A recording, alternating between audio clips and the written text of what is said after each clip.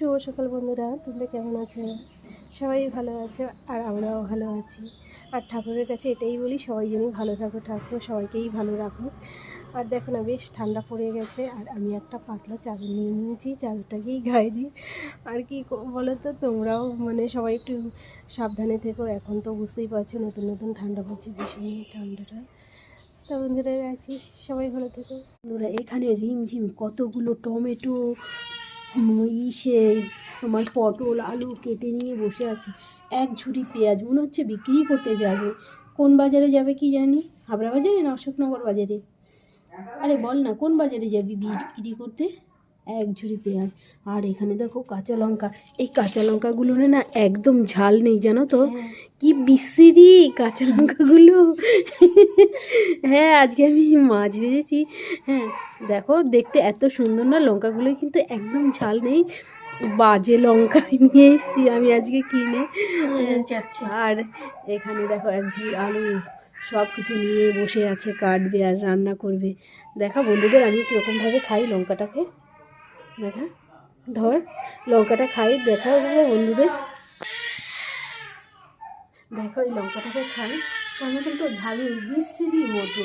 আর আমি এমনি লঙ্কা ঝাল খাই না। আর ওদিকে দাদান এত কান্না করছে, বলার মতো না, শুনতেই পাচ্ছে। এবার কিন্তু ঝাল লাগবে মা। না রে বিশ্রী হবে গিয়ে এখনই। এই দেখ তুই না না না খেয়ে দেখ। আমি না না না না না না একটুখানি আই কান্না করে তুমি যাও। না না দে না একটুখানি। আরে একটুখানি খেয়ে দেখ। আরে আমি বলছি খা দেখ। হেভি ভালো, মিষ্টি, সত্যি মিষ্টি। আর ওইদিকে তো দাদান সামলাচ্ছে, আর কাঁদুক না, দাদান সামলাবে। এদিকে তো আমরা লঙ্কা খেয়ে নিলাম, কাঁচা কাঁচা লঙ্কা। আর রিমঝিমকে বললাম একটা খেয়ে দেখ, বলে না না আমি খাবো না। কিন্তু ও খেলোই না।